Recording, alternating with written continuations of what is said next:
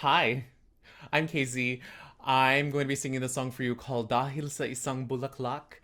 It's a really awesome song from the Philippines and it's in Tagalog. It's one of the major dialects of the Philippines. And we're also going to talk about the composer, the lyricist, and some of the hidden meanings behind the song. So let's go! Woo!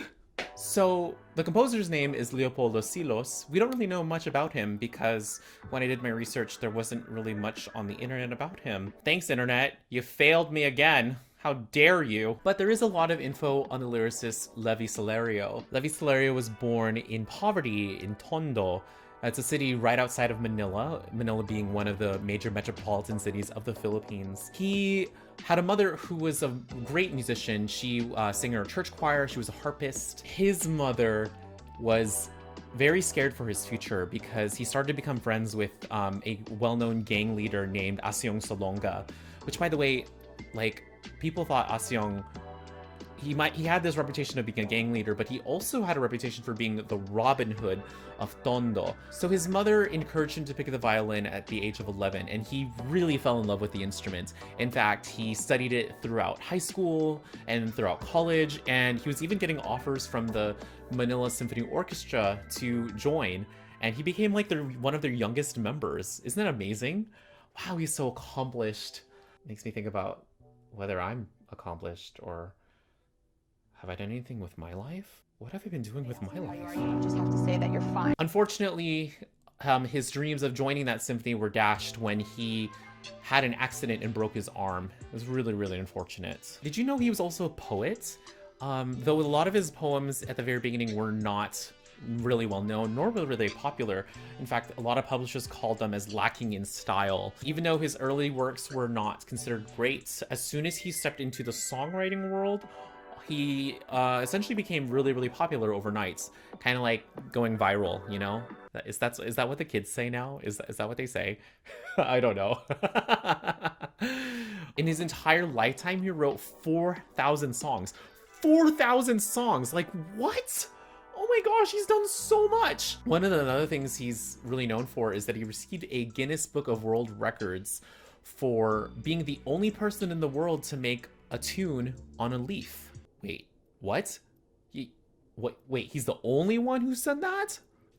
Hold on, I'll be right back. Give me 1 sec. Y'all, I'm going to be the second person in the world to make music on a leaf. Are you ready?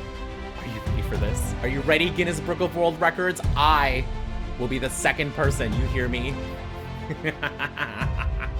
Here we go! Oh, there's dirt on this. Oh. Maybe I should wash this.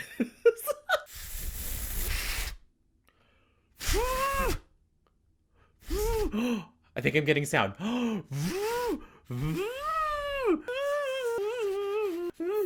See?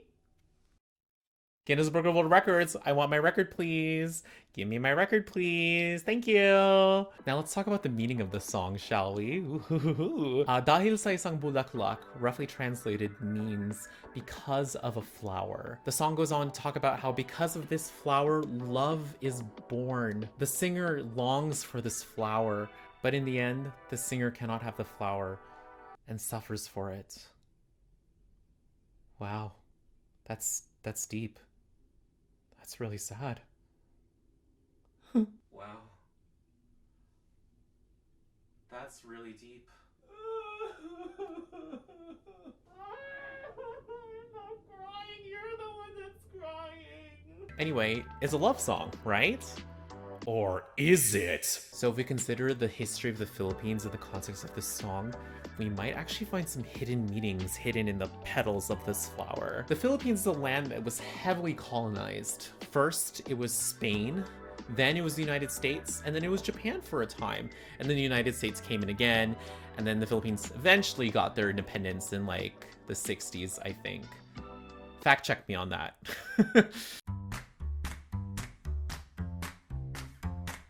Dahil sa isang bulaklak was written when the United States was currently occupying the Philippines. The song itself is written in the style called kundiman.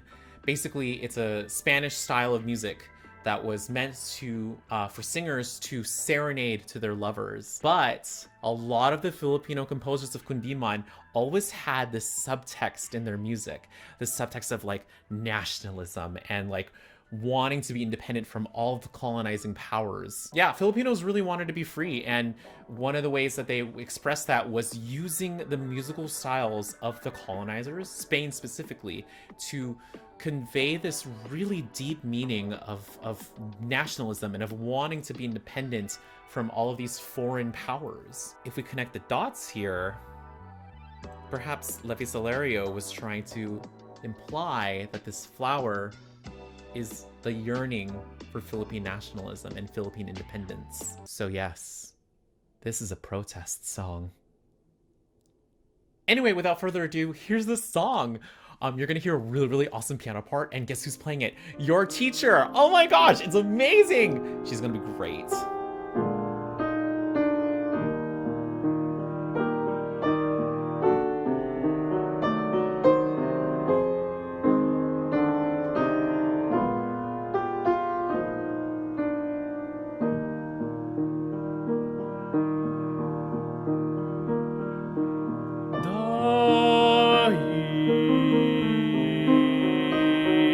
Sa isang bulaklak, sumilat ng pag-ibig.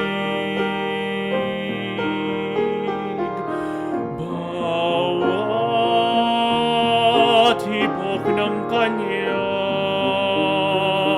puso ay luha at paghirap.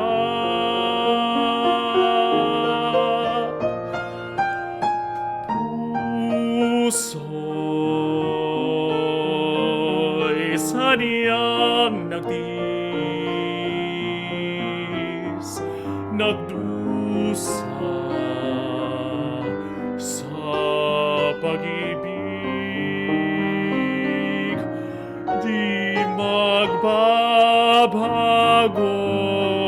kailanman ang pagmamahal.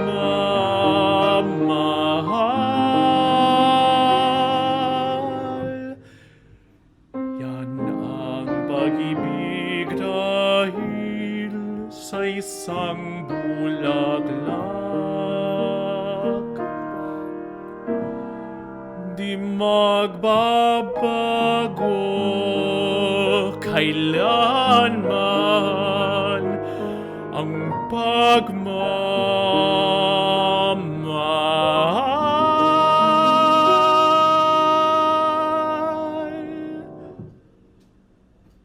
Yan ang pag-ibig dahil sa isang bulaklak.